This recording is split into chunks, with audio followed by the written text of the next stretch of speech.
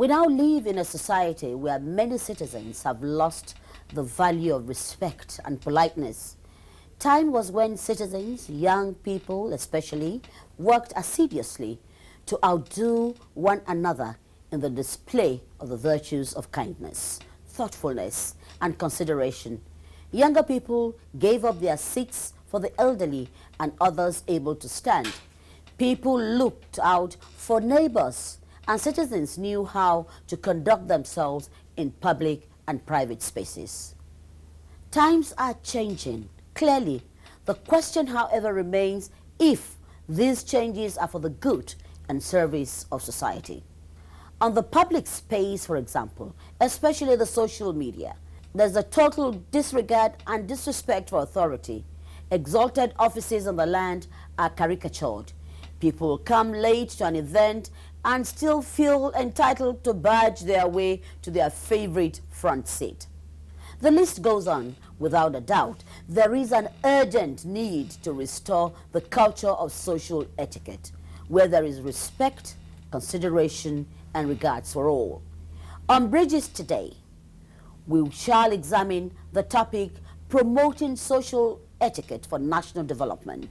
And on the panel, I have here with me Ambassador Padi Njoku, National Chairman, Fellowship for Protection of Ethics and Values. Sir, you're welcome on Bridges. I also have, to my extreme right, we have Aisha Atta, Social Etiquette, Protocol Trainer, and Personality, Identity, and Branding Consultant, on and on and on. Ma'am, you're welcome. Thank you very much. And also, keen into leadership and what we should do with social etiquette, Dr. Otive Ugwazo. Sir, you're welcome again on Bridges. Thank you. Of course, vibrant Nigerians out here who share the view that we need to, as a matter of urgency, speak to social etiquette. Ladies and gentlemen, welcome on Bridges. I'll start with my woman. First of all, let's understand what is social etiquette? Okay. Where do etiquette is basically a code or guideline that guides your social or professional interaction. It preserves civility, and it just makes that interaction easier and decent. In every culture, you've got etiquette that is accepted, international standards or national standards. In our regions, we have, in the Yoruba culture, the etiquette is deference to elders. So when you use o or that's all part of the etiquette. In the north, the etiquette is no public displays of affection. There are very strong gender boundaries. You do not touch a woman. In fact, if there's a row of seats in the north and a woman comes in, you'll find that all the men will get up, even though they can all be seated on that road, things like that. And even in the south, you find that giving something with your left hand is taboo. You know, things like that are seen as etiquette. So these are things that guide the way we interact. It speaks for who we are. It speaks of our upbringing.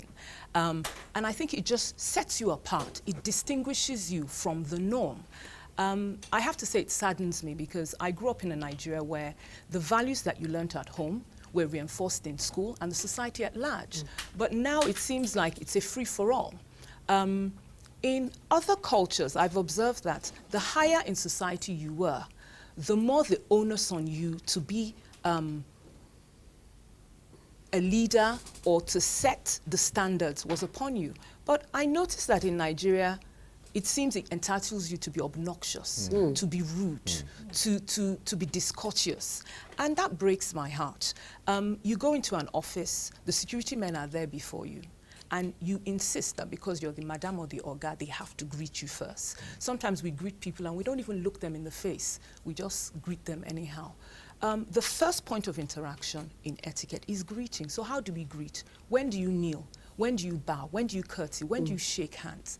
I always ask my women, from time to time, you'll be in a gathering where you have to shake the hand of a man. And I don't know for the women in the audience, has a man ever done this to your hand when he shakes? That is indecent. That is completely unacceptable behavior. You know, these are some of the things that we need to be aware of when we meet people, how we greet them. I was watching the inauguration, because I always watch those kind of events to see if protocol is being followed and things like that. When the vice president and his wife came in, I observed them, her poise, her posture, the way she held herself, the way he went around greeting everybody. Now, did you notice that her hand was under her ipele? And as she was going on, she knelt down to greet all the Nigerian leaders. It was when she went to the other African leaders that she didn't kneel down, but there was still that respect in her posture. Now, when she got to the last row that had the Arabs, she did not extend her hand first. She waited until they extended. So you had some that didn't want to extend. So you have some that will do this and nod, and then you have some that would extend. So whoever extended, you'll extend. So those are some of the things that you need to be aware of. Now with etiquette, every region you go into, you need to observe what the taboos and what is acceptable there.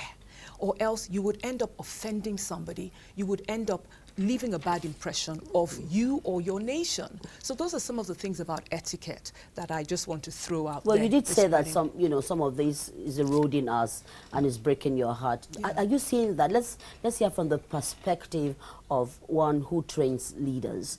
Are you seeing this eroding us as a society? Yeah, I think it's a huge challenge.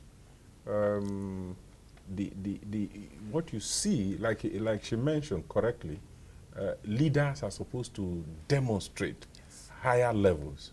But what we see is that the environment and what is happening across the world has changed things completely, such that today there is a elevation of form above content.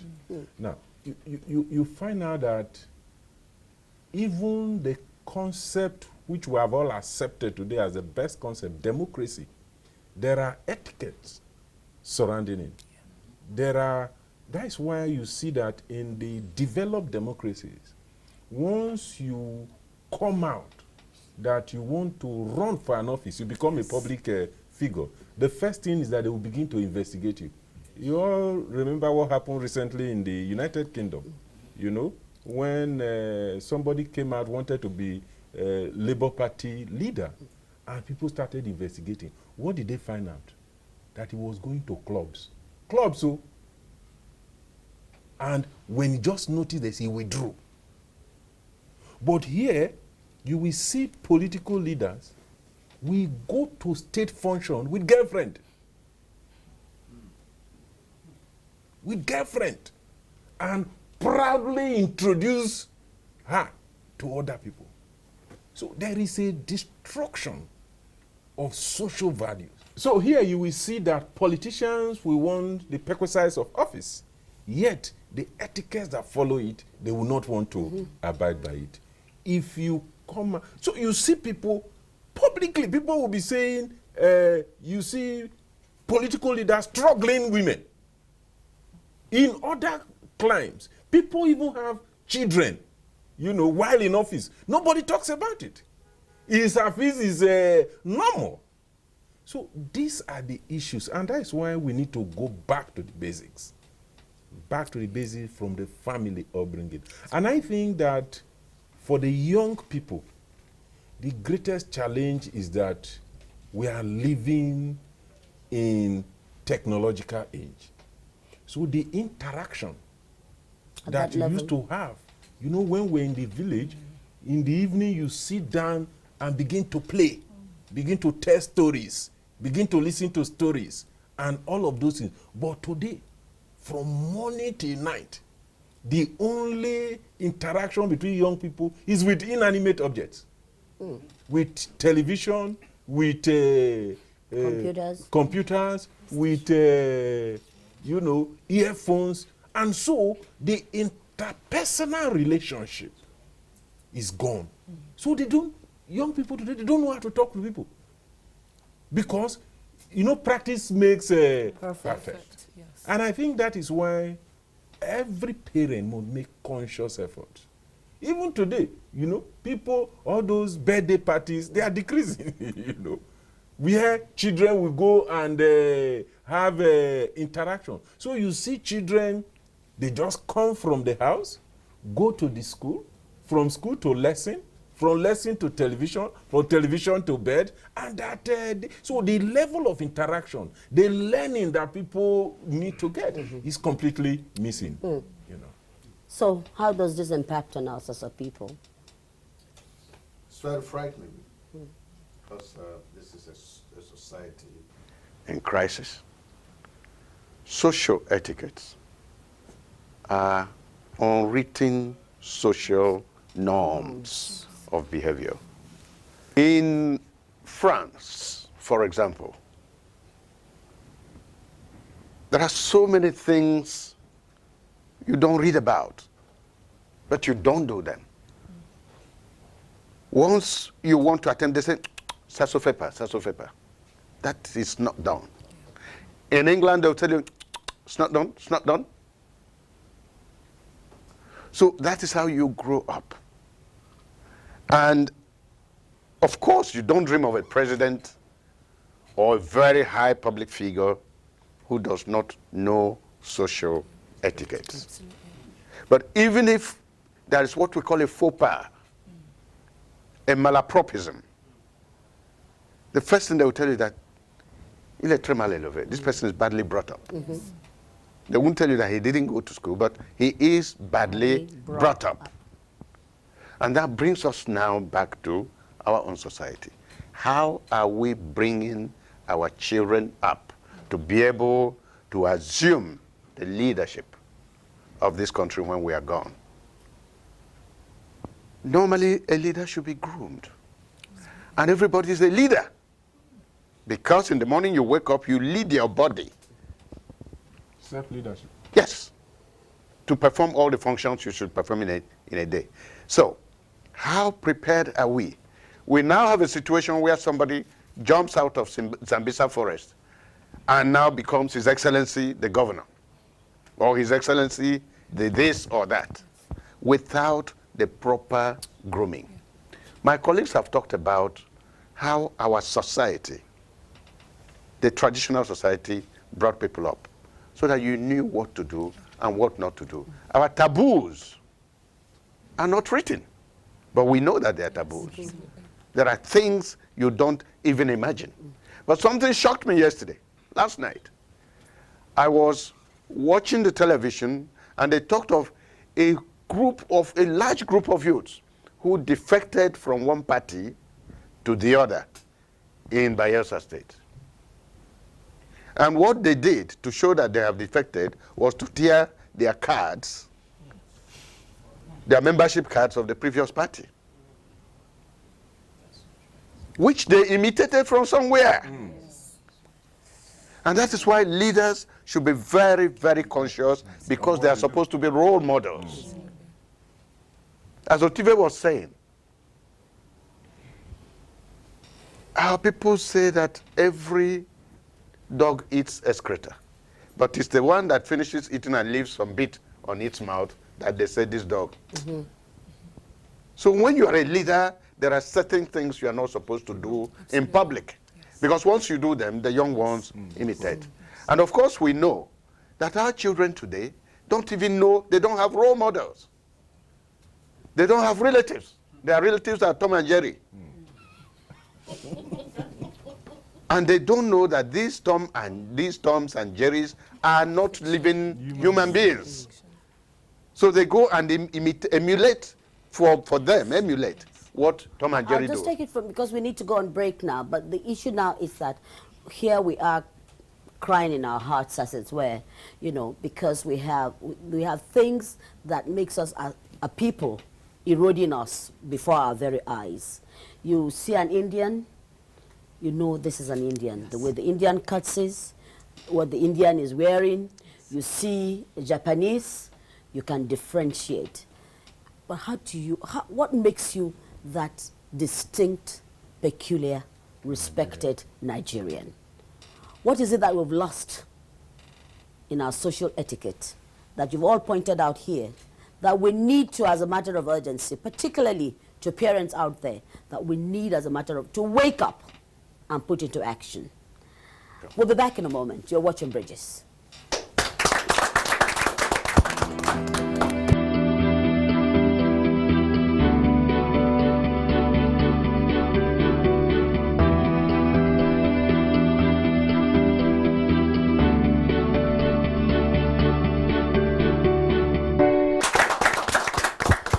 We're back on bridges, and we're trying to build a bridge, actually the fastest bridge of ensuring that we bring and restore back the social ethics that makes us Nigerians. Now we go to the audience rather. Now, how do we restore our social ethics? Any one of you can start. Thank you, my name is Obinna, a public affairs analyst. I'm happy you said restore. Let's consider the fact that some things have gone wrong. What I've seen happen in the past few years is people attending finishing school. If it's true that you didn't master this growing up, it's not a bad thing to consider that you don't have it. Go to finishing school.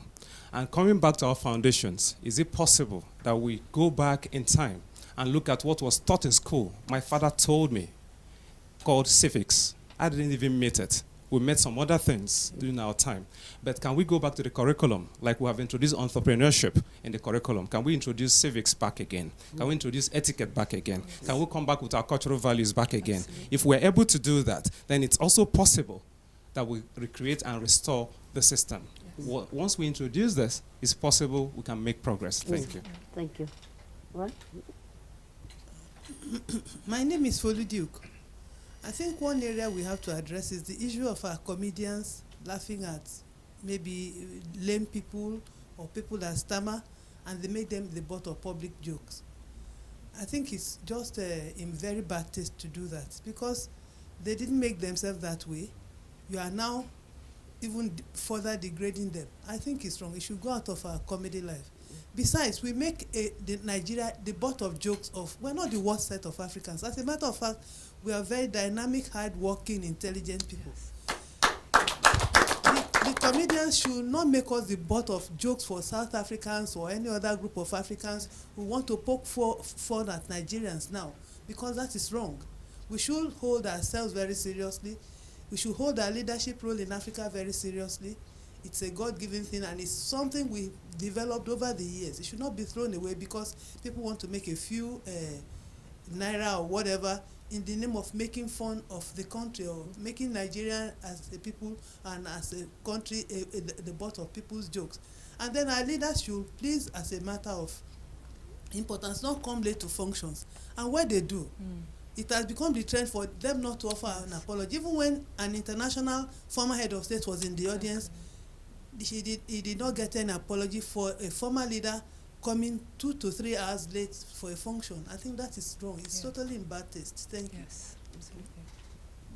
Thank you. My name is Chioma Onamba. To restore etiquette in the society, I think we need to go back to the family. The parents are the role models, and whatever they do, the children will copy. So we should be very careful how we behave around our children, because whatever they learn from us is what they are going to carry out in the society. My name is Chukwuemeka Okerafo. Actually, I'd like to make a request. I mean, we all have agreed that times are changing and not for good based on the things we're experiencing. May I then kindly request those experts, as it were, in social etiquette, if they can bring out like a code, written code and distributed, because I don't think the issue is also about followership, because a lot of people don't know. I mean, I was shocked to find out that when you're going to a party, for instance, someone invites you to a party, you should not go there empty-handed. I used to go empty-handed a lot, but it's not very proper, you know. There are little things here and there. So I think I'm really making that the request to the panel. If we can codify some of these things for people to learn, because we assume people know. I attended a party on Saturday. I'm an Igbo person, and I know that a titled Igbo man will finish the last dreg of his drink. And this man serves this, the host serves this titled man who was also a guest at the party. And when the man was finishing the drink, he wanted to take away the bottle of drink and give him another one. He meant well. But the titled chief kept insisting that bring back my drink. He didn't understand. He said, sir, it's finished. He said, no, it's not completely finished. I had to explain to the host that you need to bring that drink back.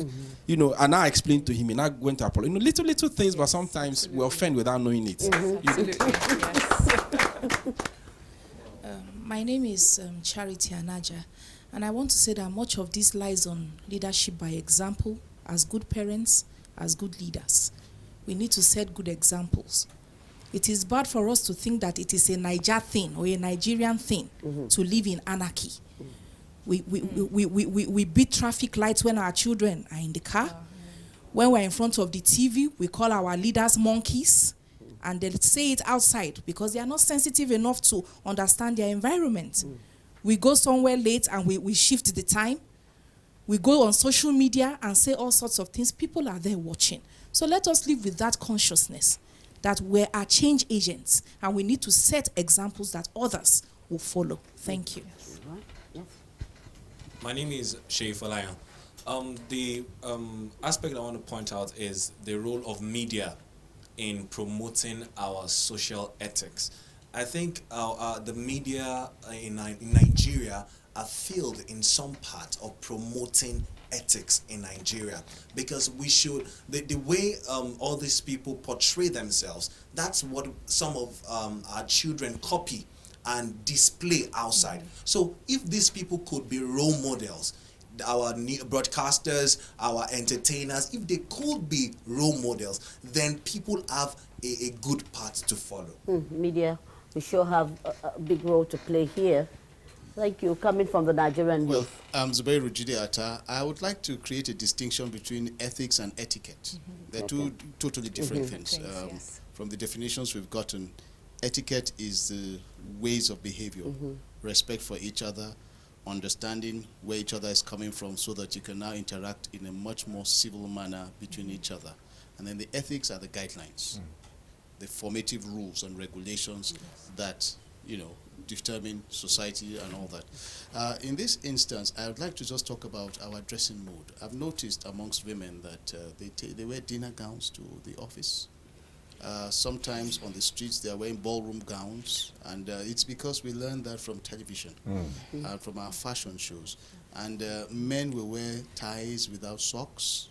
If you're going to go traditional, but understand the dynamics of wearing something, because it's a cultural insult when you emulate somebody's dressing style because it speaks of the person's culture and then you bastardize it. Thank you. Okay, I'd like to quickly come back. A lot of issues have been raised here. Absolutely. Yes, and I'm sure that you want to react to them. I think the first thing I want to say is there's always been a distinction between a professional and a lay person. And in those days, when you were a professional, they would give you the ethics surrounding that profession and also give you a code of behavior. So I think we need to restore that. For anybody that finds themselves in a place of leadership, there are etiquette and protocol coaches out there, myself being one of them. And we can coach you through how you need to behave, how you need to posture yourself, your image, your dressing, what to wear to each occasion. We'll tell you the culture. If you have a meeting with a dignitary from another nation, we'll tell you what is acceptable so that you're prepared. So those are some of the things. We can't know it all.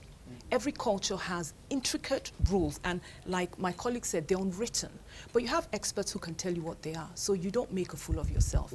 And of course, when you're on that platform, the spotlight is the brightest. So any mistake you make becomes amplified. You make a comment and it becomes a national joke. And these are some of the things that we need to refine. The way we speak, even the correspondence we send out, the way we write, the way we end our letters. I always tell people that, look, if you have 3 people with 3 emails and you have one, boboalaye419@yahoo.com, you have another one, aisha.atta@gmail.com, who are you most likely to consider the professional? But yet a lot of us have these boboalaye emails out there. That doesn't show professionalism.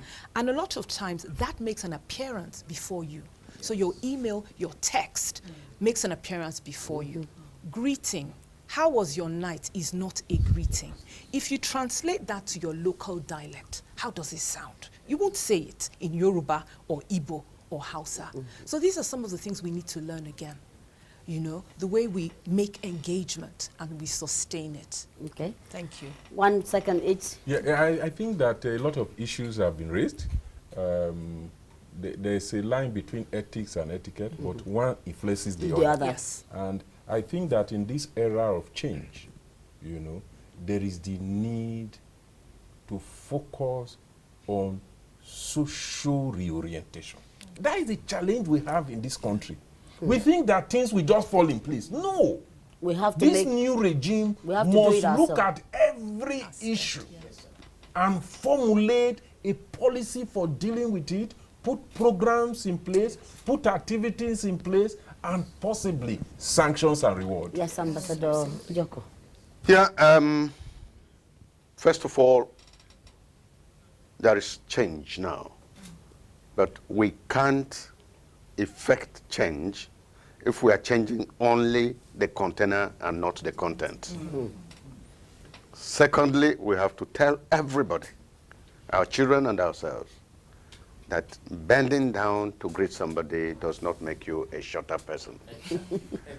We must tell our children and ourselves that if you educate a man in letters and not in mind, you graduate a menace to the society. And finally, may I say that because man is endowed with intellect, if you don't handle this intellect very well, he will now combine it with his animal instincts and become a manimal, more dangerous than animals, more dangerous than human beings. Well, I thank you all very much. And, well, everybody has a role to play in turning the tide of social etiquette in Nigeria. Not just the parents, the society, the teachers out there, the religious, and of course, traditional title holders. Everyone has a role to play because we do have our rich social etiquette. We don't really have to look out there. So let's dust up what we have and make it happen for Nigeria. Thanks for watching. Bridges will be back same time next week.